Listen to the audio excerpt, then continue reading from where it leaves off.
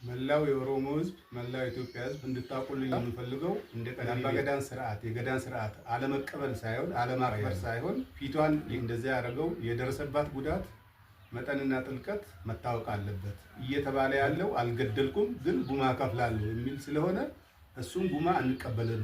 የሞዴል ቀነኔ ጉዳይ ቀን ቆጥሮ ብቅ ባለ ቁጥር የተዳፈነ እውነት ይዞ መገለጡን ቀጥሏል።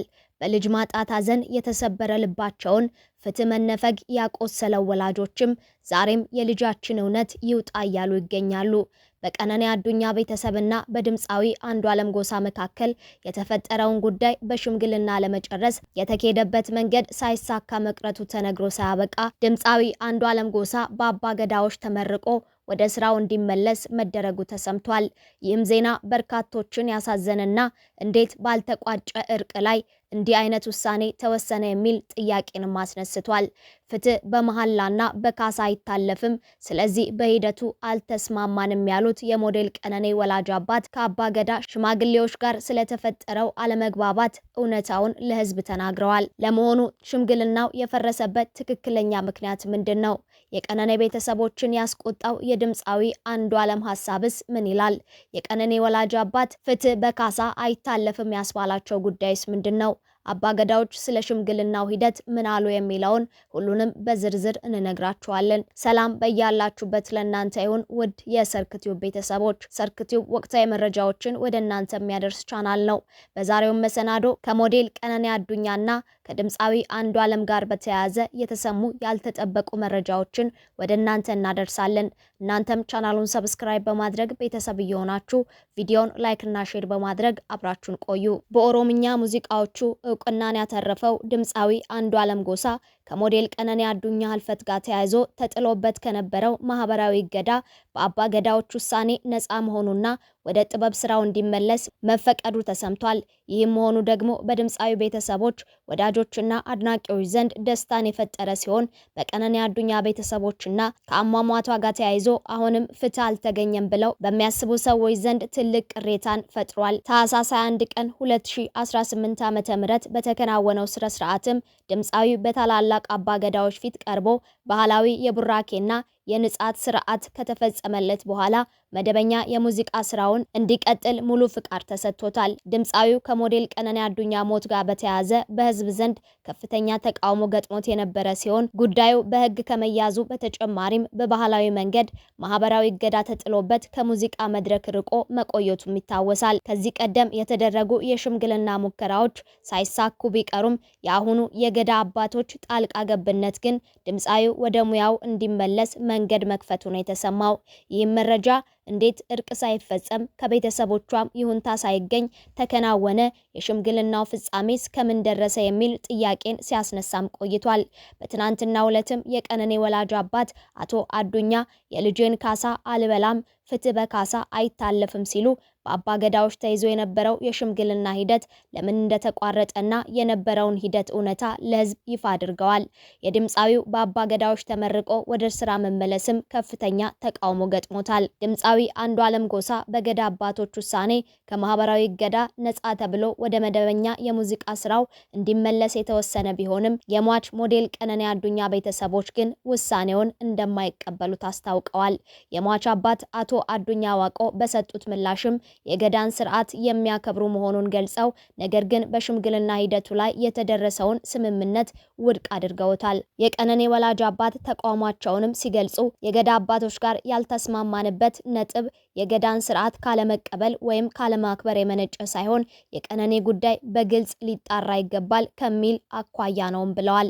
አቶ አዱኛ በሂደቱ ላይ ስለቀረበው የካሳ ወይም የጉማ ጥያቄም ሲያስረዱ በጎጂው በኩል እየተባለ ያለው አልገደልኩም ነገር ግን ጉማ ከፍላለሁ የሚል ነው። እኛ ደግሞ የልጃችንን ጉማ አንበላም በማለት አልተቀበልም ሲሉም ስለ ሁኔታው አስረድተዋል። ቤተሰቡም በልጃቸው ላይ የደረሰውን ጉዳት መጠን በጥልቀትና በግልጽ እንዲጣራና እንዲታወቅ የጠየቁ ቢሆንም ይህ ሳይሆን ወደ መሐላ ስነ ስርዓት መኬዱን ተቃውመዋል። ከመሐላ በፊት መጣራት ያለበት ነገር አለ ብለን አመልክተን ነበር። አባገዳዎቹ ግን ወደ መሐላ ነው የምንሄደው አሉ። እኛ ያንን መሐላ አልተቀበልንም ሲሉም አቶ አዱኛ ሂደቱን ገልጸዋል። የቀነኔ አዱኛ ቤተሰቦችን ከድምፃዊ አንዱዓለም ጎሳ ጋር ለማሸማገል የተደረገው ጥረት ለምን ተደናቀፈ የሚለው የብዙዎች ጥያቄ ነው። ባለፈው ዓመት መጋቢት 1 ቀን 2017 ዓ.ም አዲስ አበባ በሚገኘው አርቲስት አንዱዓለም ጎሳ ይኖርበት ከነበረው መኖሪያ ቤት 5ኛ ፎቅ ላይ ወድቃ ሕይወቷ ማለፉ የተሰማው የሞዴል ቀነኔ አዱኛ ጉዳይ በባህላዊ የኦሮሞ አባገዳዎች ስርዓት በእርቅ ለመቋጨት የተደረገው ጥረት ፍሬ ሳያፈራ መቋጨቱን አባገዳዎቹ አመልክተዋል። የወጣቷን ጉዳይ ህልፈቷን ከተሰማበት ዕለት ጀምሮ በቅርበት ስንከታተልና በባህላዊ ስርዓትም ፍትህ እንዲገኝ ጥረት ስናደርግ ነበር ያሉት አስተያየታቸውን የሰጡት የቱለማ አባገዳ ጎበና ሆላ ባለፉት 3 ወራት ጉዳዩን በእርቅ ለመቋጨት የተደረገው ጥረት ግን ሳይሰምር መቅረቱን አስረድተዋል። ባለፉት 3 ወራት ተጠርጣሪንና ተጎጂ ወገኖችን አንድ ላይ በማምጣት ለማየት ስንጥር ነበር። እንደሚታወቀውም ጉዳዩ በዘመናዊ ፍርድ ቤትም እልባት አላገኘም። እናም የኦሮሞ ገዳ ስርዓት አንድ ጉዳይ ሲከሰት ቁጭ ብሎ አይመለከትምና በሁለቱም ወገን በኩል ያለውን ሀሳብ ተቀብለን ስንመለከት ነበርም ብለዋል። ነገር ግን ጥረታችን በአራተኛው ቀጠሮ የሟች አባት አቶ አዱኛ ወቀው አፍርሰውብናል ሲሉ ስለ ጉዳዩ አስረድተዋል። በዛም ተስፋ ቆርጠን ከመቀመጥ ይልቅ የቱለማና ኦዳ ቡልቱማ አባገዳዎችን ከአዋቂ የሀገር ሽማግሌዎች ጋር ጨምረን ጉዳዩን በጥልቀት ስንመለከት ነበርም ብለዋል። ወደ ሟች አባት አቶ አዱኛ ዘመድ አዝማድና የአካባቢው አባቦኩ አውጥተን ብንጥርም ሽምግልናውን አልተቀበሉንም። እናም አሁን ተስፋ ቆርጠን ጥረታችንን አቋርጠናል ብለዋል። አባገዳዎች በባህላዊ ስርዓቱ ለመቋጨት የሄዱበትን የእርቅ ስርዓት ቤተሰብ ለምን እንዳልተቀበለ የሞዴል ቀነኔ ወላጅ አባት አቶ አዱኛ ለቀረበላቸው ጥያቄ መልስ ሲሰጡ አባገዳዎቹ በሚመጡበት ወቅት ሁለቴ በአካል ተገናኝተን የነገርናቸው ነገር አለ ብለዋል። እነርሱ የሚሉት ደም በእጃችን አለ ግን አልገደልንም ነው በማለት ማን ገደላት የሚለውንና የገደለ ሳይታወቅ እንዴት ጉማ እንበላለን ብለው ቤተሰብ ጥያቄውን ውድቅ ማድረጋቸውን ገልጸዋል። አቶ አዱኛ በሕግ ሂደቱም ተሸፋፍኗል ያሉት ፍትህ በመሐላና በካሳ አይታለፍም በማለት በሂደቱ እንዳልተስማሙ አስረድተዋል። አጣሩና መሐላን ወደ መጨረሻ ነው የምናደርገው ብለናል የሚሉት አቶ አዱኛ መጣራት ያለበት ማስረጃ ተጣርቶ የአእምሮ ነጻነት የሚሰጥን እውነት እንፈልጋለን ሲሉም ሀሳባቸውን አጋርተዋል። ሂደቱን ሲከታተሉ የነበሩት አባገዳዎችም በፊናቸው እውነቱ ተገኝቷል ያሉ ሲሆን የሟች እውነት እንዲወጣ እኛው ነን የጠየቅነው።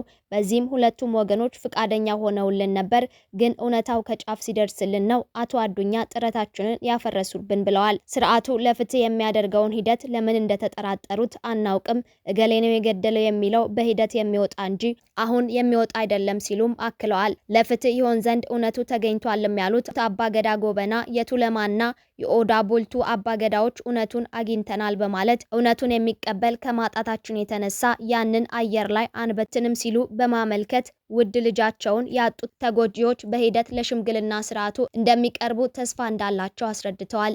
የሞዴል ቀነኔ አዱኛ ህልፈትን ተከትሎ በህግ ቁጥጥር ስር ውሎ የነበረው አርቲስት አንዱዓለም ጎሳ አቃቢ ህግ በተሰጠው ጊዜ ውስጥ ክስ ባለመመስረቱ ከ3 ወራት እስር በኋላ በ50 ሺህ ብር ዋስ መለቀቁም አይዘነጋም። ውድ የሰርክቱ ቤተሰቦች ለዛሬ ወደ እናንተ ያደረስነውን መሰናዶ አበቃን። አብራችሁን ስለቆያችሁ ከልብ እናመሰግናለን። ዳግም በሌሎች ወቅታዊ መሰናዶች እስክንገናኝ በያላችሁበት ሰላም